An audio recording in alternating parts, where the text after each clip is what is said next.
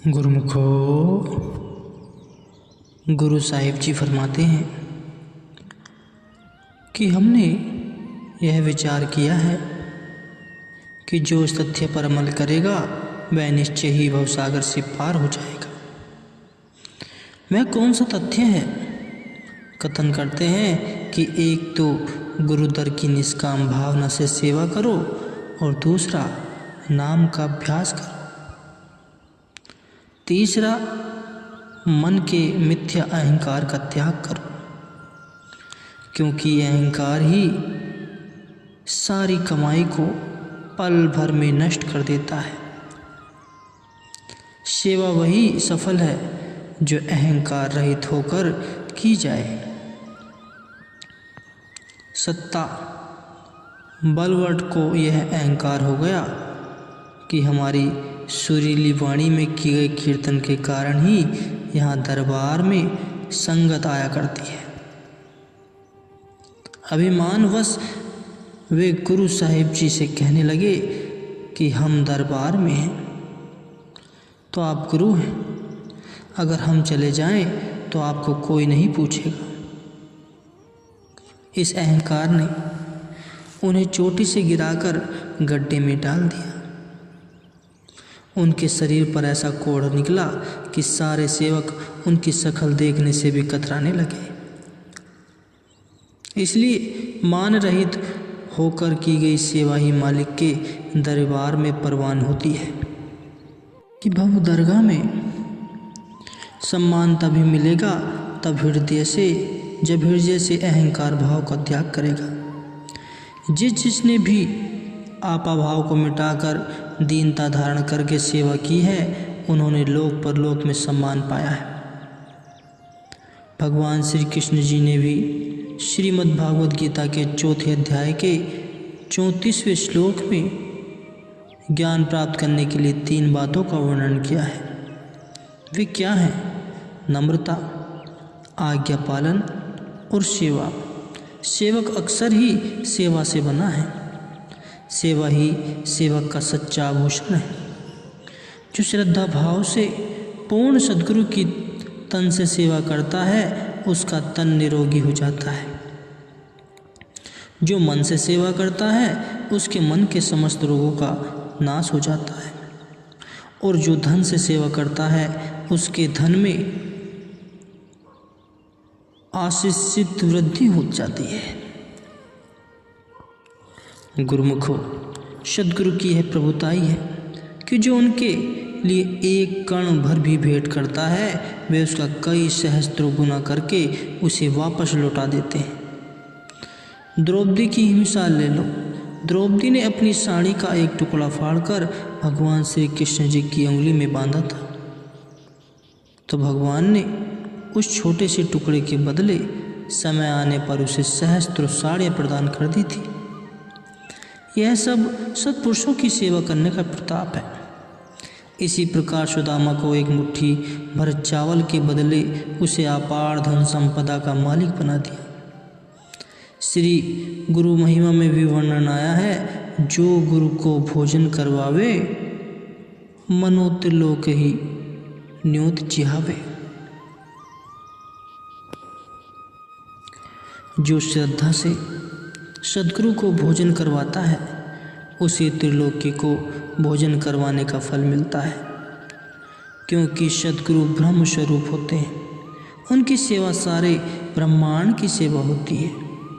द्रौपदी के पात्र से बचे हुए एक दाने को भगवान श्री कृष्ण जी ने मुख में डाला तो दुर्वासा ऋषि अपने शिष्यों सहित अपना पेट भरा हुआ जान नदी पर से ही वापस चले गए। श्री रामकृष्ण परमहंस जी एक बार कुछ सेवकों के साथ नाव में भ्रमण कर रहे थे। उन्होंने अपनी खाने पीने की समस्त सामग्री उन्हें भेंट करते हुए कहा कि इसमें से पहले आप कुछ ग्रहण कर लें, फिर हम सब ग्रहण कर लेंगे। लेकिन वे तो ठहरे मौजी ठाकुर, भेंट की गई सारी ही सामग्री सेवन कर लें। उन लोगों ने क्या देखा कि खाया यद्यपि केवल स्वामी जी नहीं था, लेकिन पेट सबका भर गया। यह सब कमाई वाले महापुरुष की सेवा का ही तो बरकत है। एक बार श्री गुरु हरिराय जी के पास एक आदमी आया। उसने विनती की कि पहले मैं बहुत गरीब था, परंतु फिर अमीर हो गया, लेकिन अब दोबारा गरीबी आ गई है। इसका क्या कारण है? श्री गुरु महाराज जी ने फरमाया कि हमारे दो सेवक एक घर में रहते थे। हमने उन्हें कहा कि गुरु घर की सेवा किया करो, परंतु उन्होंने मनमति पर चलकर उस वचन का पालन नहीं किया और फलतः वह कबूतर कबूतरी बने। एक बार कबूतरी ने कबूतर से कहा कि हमने गुरु का वचन न मानकर सेवा नहीं की, इसलिए हमें यह जन्म मिला है। अच्छा होगा कि अभी जितना संभव हो सके उतनी सेवा कमा ले। कबूतर ने कहा कि अभी हम कौन सी सेवा कर पाएंगे। कबूतरी ने कहा कि गुरु की सेवा अंदाज के हिसाब से नहीं, अपितु भावना अनुसार की जाती है। देखो, इस घर में अन्न के दाने सूखने को डाले जाते हैं। इनमें से कुछ दाने चोंच में भरकर लंगर की सेवा में डाल आते हैं। इस प्रकार से वे दोनों सेवा करने लगे।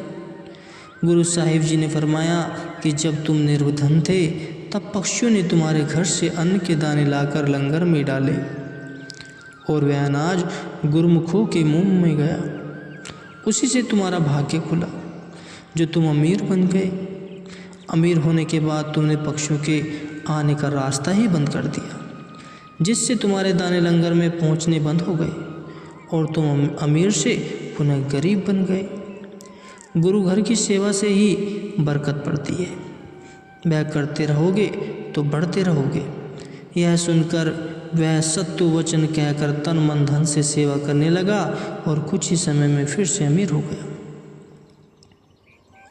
गुरुवाणी में वर्णन आया है, सतगुरु की सेवा चाकरी, सुखी हूँ सुख साओ, ऐथे मिलनी बड़ी आइयाँ, दरगाह मोख दुराओ। सतगुरु की सेवा सुखदायिनी है, जो यहाँ भी सम्मान दिलवाती है और मालिक की दरगाह में भी इज्जतमान व सुख सुई दिलवाती है। एक समय की बात है, एक पूर्ण संत अपनी मौजवश एक जंगल में बैठे थे और खेत की मिट्टी को गूंदकर उसके छोटे छोटे घर बना रहे थे। संयोग से एक राजा उसके वजीर का उधर से गुजरना हुआ। राजा श्रद्धावान था। उसने संत जी से पूछा कि आप यहाँ यह क्या कर रहे हैं? संत जी ने जवाब दे दिया कि मैं स्वर्ग के महल बना रहा हूँ। राजा ने पूछा कि कितने में दोगे? संत जी ने कहा कि अकेली कोठी के 500 रुपये, जिसके आगे आंगन है यह 1000 रुपये का, और जो 2 मंजिला मकान है यह 5000 का है। राजा ने वजीर से परामर्श किया कि यदि इनसे कुछ जगह खरीद ली जाए तो कैसा रहेगा? वजीर ने कहा कि इन फकीरों की क्या सुननी, ये तो मिट्टी के घर बना रहे। स्वर्ग के महल तो स्वर्ग से ही होते हैं। फिर भी यदि आपकी इच्छा हो तो 500 वाली एक छोटी कोठी खरीद लो। 500 रुपये देकर मिट्टी का यह मकान लेकर राजा अपने महल में लौट आया। रात को स्वप्न में राजा क्या देखता है कि उसकी मृत्यु हो गई और वह स्वर्ग में पहुंच गया। वहाँ खूब महल सजे हुए हैं। बड़े बड़े आंगन वाली 2-2 मंजिले वाली अनेकों इमारतें बनी हुई हैं। वह आगे बढ़ता गया। तभी एक आदमी ने उसे एक छोटी सी कोठी के आगे रोकते हुए कहा कि आइए राजन, यही आपकी कोठी है। राजा ने गौर से देखा तो यह हूबहू उसी मकान जैसा नक्शा था जो उसने संत जी से 500 रुपये में खरीदा था। यह देख राजा को बहुत कौतूहल हुआ। भोर होते ही राजा वजीर को लिए बिना अकेले ही उन संत जी के पास पहुंचा और बहुत सारे धनराशि देते हुए कहने लगा कि मुझे इतने मकान और दे दो। संत जी ने कहा, राजन, वह समय तो अब निकल गया। वे मकान जो कल बनवाए थे वे सब कल ही खत्म हो गए। जिसने अवसर से लाभ उठा लिया वही बुद्धिमान है। आपने वजीर की सलाह पर चलकर अपनी श्रद्धा को कमज़ोर कर दिया, इसलिए अब सोचने से तो कोई लाभ नहीं होगा। इसलिए वक्त के संत सद्गुरु के दर्शन, सत्संग व सेवा का जब भी सुअवसर प्राप्त हो पूरा लाभ उठा लेना चाहिए। वास्तव में यही जीवन की अपनी पूंजी है। अगर समय को सलाह मशवरे में ही व्यर्थ गवा दिया तो सिवा पछताने के कुछ भी हासिल नहीं होगा गुरुमुखों।